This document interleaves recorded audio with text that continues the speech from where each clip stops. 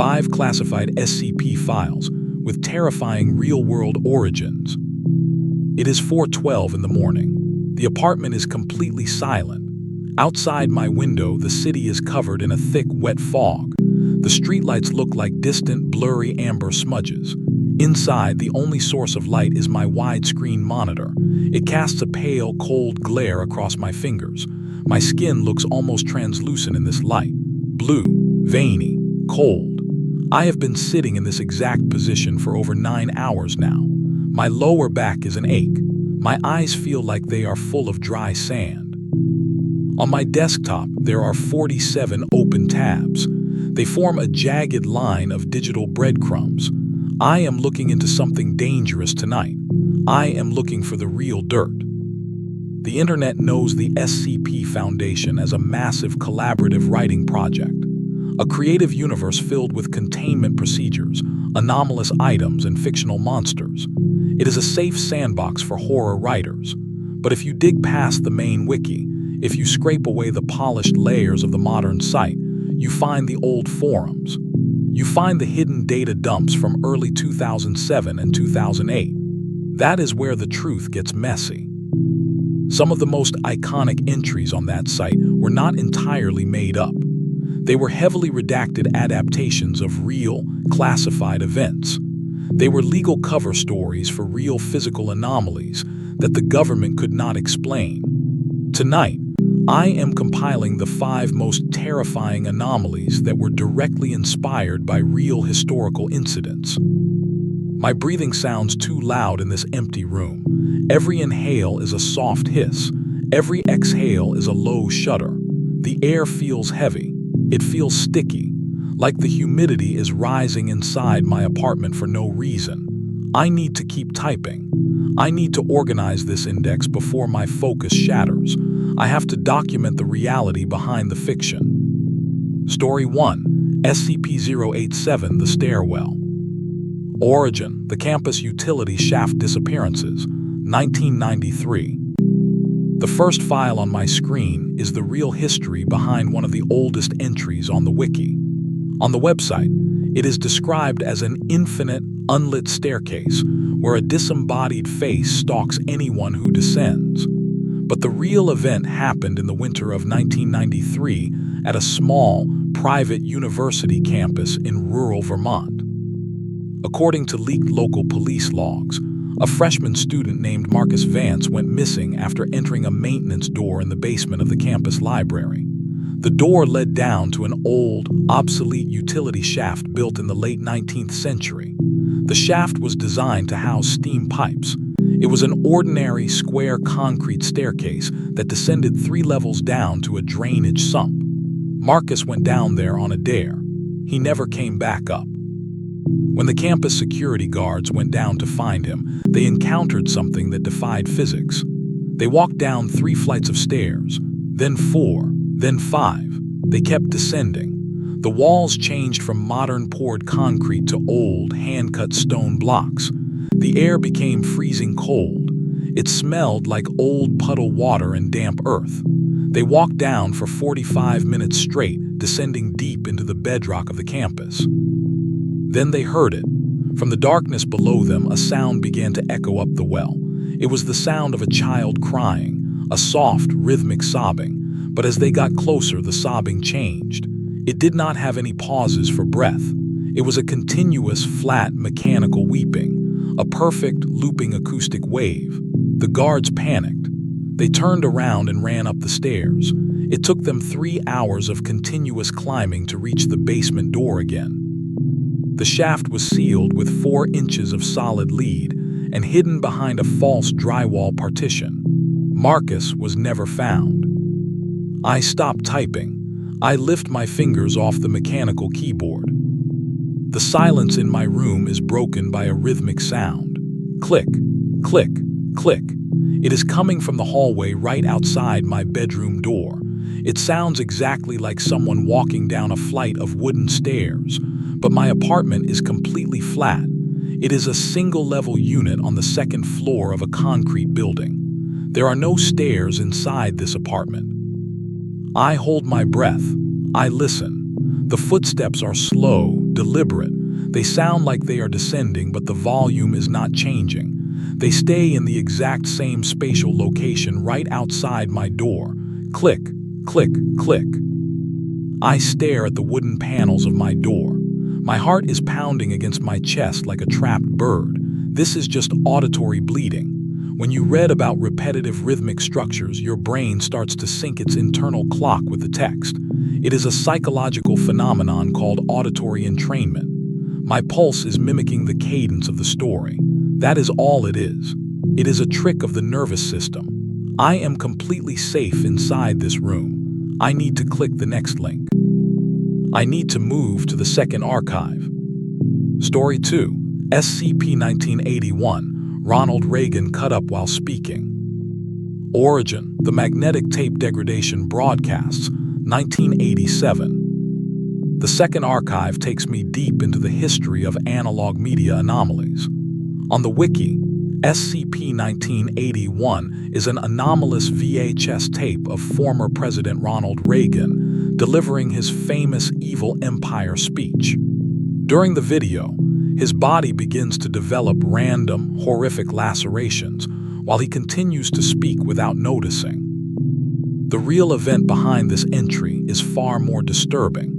It involves a series of real magnetic tape recordings captured by a low-frequency radio enthusiast in autumn of 1987. The enthusiast was recording late-night political broadcasts onto a high-grade magnetic tape deck in his basement in Maryland. One night, his equipment captured a strange signal intrusion during a syndicated rerun of a presidential press conference. The audio quality was heavily distorted with magnetic hiss and tape tracking errors, but the video feed showed something impossible. The image of the president began to warp. The horizontal tracking lines did not just distort the image. They seemed to physically slice through the digital representation of his body on screen. As the tape played, the president stopped speaking about foreign policy. His speech became a collection of random, disconnected words, a word salad of clinical terms, geographical coordinates, and specific dates. He began reciting the names of people who would die in catastrophic accidents over the next 20 years. His voice became deep, raspy, and mechanical. It sounded like multiple vocal tracks playing at the slightly wrong speed simultaneously. The archivist who recorded the signal became deeply traumatized by what he heard. He destroyed most of his equipment, but 3 copies of the original magnetic tape were confiscated by federal agents under a national security directive. My phone suddenly lights up on the desk. The vibration makes a loud, harsh buzz against the wood. It is a text message from an unknown number. The sender identity is completely blank. There are no numbers, just an empty space. Unknown, the tape is still spinning. Do you hear the tracking lines? I feel a cold drop of sweat slide down the back of my neck. My fingers are stiff as I type back. Me, who is this? How did you get this number? The response is instantaneous. It arrives before my thumb even leaves the glass screen. Unknown / across the neck. Check the mirror, you are dropping frames. I drop the phone onto my lap. My heart feels like it is skipping beats. I look at the reflection of my room in the dark glass of the window pane beside my desk. My face looks pale, white. But across the center of my reflection, right where my throat is, there is a strange line, a horizontal distortion in the glass, like a tracking error on an old analog TV. I blink. I reach up and touch my throat. My skin is smooth. There is no cut. There is no blood. It is just a flaw in the old window glass. The glass is old. It has imperfections that cause minor optical refractions when the light hits it at a specific angle. It is a standard optical illusion. I am overanalyzing every single visual input because my brain is entering a hypervigilant state. I am letting these archives dictate my perception of physical reality. I need to close this file. I need to focus on the next entry. Story 3, SCP-3008, The Infinite IKEA. Origin, the Retail Warehouse Spatial Expansion, 2001. The third entry on my list is based on a modern consumer nightmare. On the wiki, it is a giant retail store that contains an infinite interior space where customers become lost in an endless maze of furniture showrooms, hunted by faceless staff members. The real event occurred in the summer of 2001 at a newly constructed furniture mega-warehouse on the outskirts of Espoo, Finland. The store was designed with a specific, winding floor plan intended to force customers to walk through every single product display before reaching the cash registers. It was a psychological architecture trick meant to maximize sales. But during the grand opening week, something went wrong with the physical layout of the building. 3 customers entered the kitchen display section around 2 p.m. They never came out. When the store managers checked the closed-circuit television cameras, they saw the 3 individuals walk behind a partition wall showing a model kitchen layout. The camera on the other side of the partition did not show them exiting. The security team went into the showroom to find them. They walked past the kitchen display and found a long, unlit corridor that was not on the building blueprints. The corridor extended for hundreds of yards, lined with row after row of identical flat-pack furniture crates. The air inside the space was completely dead. It lacked any circulation. It smelled like cheap cardboard, pressed wood, and industrial adhesive. As the search team pushed deeper, their digital flashlights began to fail. The beams became dim and red. They found small, makeshift shelters constructed out of display mattresses and dining room tables. The shelters were surrounded by discarded food cans that had been opened with brute force.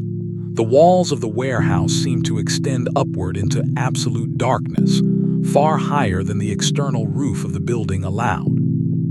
The store was permanently closed the following month under the guise of an environmental mold infestation. The entire perimeter was surrounded by an 8-foot concrete wall. I sit back in my chair. My breath comes in short, shallow puffs. The air in my room is changing. The smell is the first thing that hits my nose. It does not smell like my apartment anymore.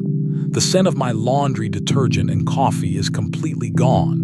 Instead, the air smells intensely of fresh cardboard, cheap plywood, resin, glue. It is an aggressive chemical smell that dries out the back of my throat. I look around my bedroom. My wardrobe is a standard piece of dark oak furniture, but as I watch it under the blue light of my monitor, the wood looks different. The grain seems to be shifting. It looks smoother, cheaper, like laminated particle board. I stand up quickly. My chair rolls backward, its wheels clicking against the floor. I walk over to my window to look outside at the street. I need to see the real world. I need to see cars, asphalt, trees, anything normal. I grab the plastic cord of the blinds and pull them up. There is no street outside. There is no fog. There are no amber streetlights. Outside my window, extending as far as my eye can see into the dim light, are rows of identical wooden dining tables. Hundreds of them. They form a perfect, geometric grid under a low, gray corrugated steel ceiling. The ceiling is lined with endless rows of buzzing industrial light tubes. I pull my breath in sharply. My chest aches. I pull the blinds down, letting them snap shut against the frame. This is an ocular migraine. I've been staring at a bright monitor in a dark room for too many hours. Visual hallucinations can be caused by retinal fatigue and prolonged exposure to high-contrast blue light. My brain is projecting the imagery of the warehouse onto the window glass because that is what I was just reading about. It is a standard psychological projection. I am still in my apartment. I am on the 2nd floor. The street is right outside that wall. I just need to sit down. I need to type out the next story. I need to finish this document. The work will keep me grounded. The data is real. The data is my anchor. Story 4, SCP-610, The Flesh That Hates. Origin. The Remote Siberian Deep Core Quarantine, 1984. I sit back down at the desk. My hands are shaking so much that my fingers hit multiple keys at the same time. Delete, delete, delete. I clean up the text. I begin typing the fourth file. This is the real story behind the Siberian biological anomaly known as the flesh that hates. On the wiki, it is a contagious skin disease that converts human tissue into a distorted, pulsing mass of raw meat and extra limbs. The real incident took place during a secret Soviet deep core drilling project in the remote Taimur Peninsula of northern Siberia in 1984. The scientists were drilling a borehole down to a depth of over 7,000 meters to study the Earth's crust. According to decrypted Ministry of Health documents leaked in the late 90s, the drill bit broke through into a massive, subterranean thermal cavern that had been sealed for millions of years. When they retrieved the drilling equipment, the steel cables were covered in a thick, gelatinous organic residue. The substance was warm. It was pulsing rhythmically at 12 beats per minute. Within 48 hours, the entire scientific staff at the base camp became infected with an unidentifiable pathogen. The disease did not kill the host. Instead, it caused an accelerated mutation of the subcutaneous fat and muscle tissues. The skin of the patients began to split open, revealing layers of fibrous, red tissue that grew independently of the skeleton. The infected individuals lost all higher brain function, but they did not become inert. They began to merge with one another. They formed large, communal mounds of living, twitching flesh that took over the interior of the research bunkers. The tissue was capable of mimicking the sounds of human speech to lure in rescue teams. The entire facility was eventually destroyed using a high-yield thermobaric weapon system.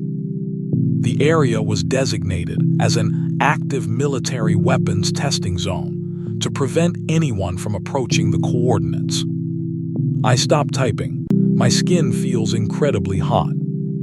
There is a strange sensation in my left forearm. It is a dull, rhythmic twitching beneath the surface of my skin, like a small muscle spasm, but it is completely regular, 12 beats per minute. I pull back the sleeve of my sweater. My skin looks normal, pale, blue under the monitor light, but when I press my finger against the muscle, it feels dense, hard, like the tissue beneath the surface is tightening up. It feels like it is pulling away from the bone. I squeeze my forearm tightly. My nails dig into my flesh. This is just an anxiety-induced psychosomatic symptom. When you read about graphic biological horror, your nervous system can trigger localized muscle fasciculations. It is a somatic symptom disorder. Your brain translates psychological dread into real physical sensations. It is a well-documented medical condition. I am not infected with anything. I am in a modern apartment building. I have not been to Siberia. I am safe. I just need to stay calm. I have one story left. The last archive, the intense one. I need to finish it now. Story 5, SCP-106, The Old Man. Origin, the World War I Trench Foot Anomaly, 1916. The final entry is the most horrific real-world mystery in the collection. On the wiki, SCP-106 is an ancient, decaying humanoid entity that can pass through solid matter and drag its victims into a pocket dimension of absolute torment. It leaves a trail of black, corrosive slime on everything it touches. The real historical account comes from the Battle of the Somme in the summer of 1916. During the height of the trench warfare, a section of the British front line near the village of Pas-de-Calais experienced an unexplainable series of disappearances inside a deep underground dugout structure. The dugout was located 30 feet beneath the mud of no man's land. It was a dark, wet space reinforced with heavy oak timbers. During a period of intense artillery bombardment, 12 soldiers from a Scottish regiment were trapped inside the dugout for 4 days. When the reinforcement units finally dug through the collapsed entrance, they did not find a trench hit by artillery. They found the dugout completely intact, but the interior was coated in a thick, black, oily substance that smelled intensely of stagnant swamp water and organic decay. The substance was highly acidic. It was slowly eating through the heavy wooden support beams. Of the 12 men, only one remained. He was a young private named Thomas Glenn, but he was no longer recognizable. His skin had turned a dark, mottled gray. It looked like it had been boiled.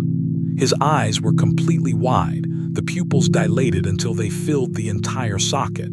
He was sitting in the corner of the mud floor, smiling a wide, rigid smile that stretched the skin of his jaw until it tore. The recovery team tried to lift him onto a stretcher, but his body was completely cold. When they touched his arm, their fingers sank into his flesh like it was wet clay. He did not cry out. He simply kept smiling. As they carried him up the trench stairs, the private began to sink directly through the canvas of the stretcher. He dissolved into the thick, black mud of the trench floor like water pouring through cheesecloth. His body was never recovered, but for the next 3 weeks, soldiers across that sector reported a gray, grinning figure emerging from the walls of the mud trenches at night, dragging sleeping men down into the earth without making a single sound. I stop. My fingers are completely frozen above the keyboard. The smell of copper and decay in my room is now absolute. It is so thick that it coats my teeth. It feels like I am inhaling dust from an old grave. A drop of something wet hits the top of my left hand. It is thick. It is black. It looks like dirty oil, but it is warm. It has a greasy, foul texture. Where it sits on my skin, a sharp, burning sensation begins to spread. It is eating through my epidermis. I look up at my ceiling. Directly above my head, the white plaster of the ceiling is turning black. A large, circular stain is expanding across the surface. The plaster is bubbling. It is liquefying. It is dripping down onto my desk. A thick, black drop hits the edge of my keyboard. The plastic frame begins to hiss and smoke. The blue light of my monitor goes out. The desktop tower dies with a low, clicking whine. The room is pitch black now. The only light is the faint, pale glow from the street lamp outside the window blinds. But the window does not show the street. It shows the endless maze of tables under the steel roof. From the ceiling right above my chair, a sound begins to emerge. It is a soft, wet sliding sound, like a heavy body being dragged through wet mud. The plaster cracks wide open. A face begins to descend from the dark ceiling cavity. It is a dark, mottled gray face. The skin is wrinkled, wet, and peeling away from the skull. The eyes are two empty black voids that reflect absolutely nothing, but it is smiling. Its mouth is stretched into a wide, permanent grin that exposes rows of dark, wet teeth. I try to stand up, but my feet will not move. I look down in the dim light. My legs are sinking into the floorboards. The wood beneath my feet has turned into a soft, black, bubbling liquid. I am sinking into the floor like it is wet quicksand. The coldness of the muck is hitting my ankles, my shins. The entity descends further. Its long, emaciated arms reach down toward my face. The fingers are tipped with long, jagged gray nails. They smell of old blood and trench rot. I want to scream. I open my mouth, but no sound comes out. My throat is completely dry. It feels like it is coated in cardboard dust and wet soil. The voice that speaks does not come from the entity's mouth. It comes from inside my own head. It uses my voice, my exact tone, but it is flat, mechanical. It sounds like an AI voice engine reading a dead line of code. Voice secure, contain, protect. You are now entered into the database. The black fluid hits my chest. I am pulled downward into the dark earth. The ceiling vanishes. The room vanishes. There is only the grin in the dark.